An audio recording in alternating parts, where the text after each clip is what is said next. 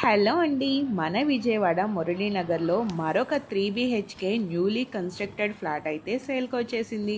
ఇది వచ్చేసి కంప్లీట్గా ఈస్ట్ ఫేసింగ్ అండ్ 1400 SFT ఉంటుంది. అందులో ప్లింత్ వచ్చేసి 1050 SFT, పైగా సెకండ్ ఫ్లోర్లో ఈ 3 BHK ఫ్లాట్ అయితే సేల్కుంది.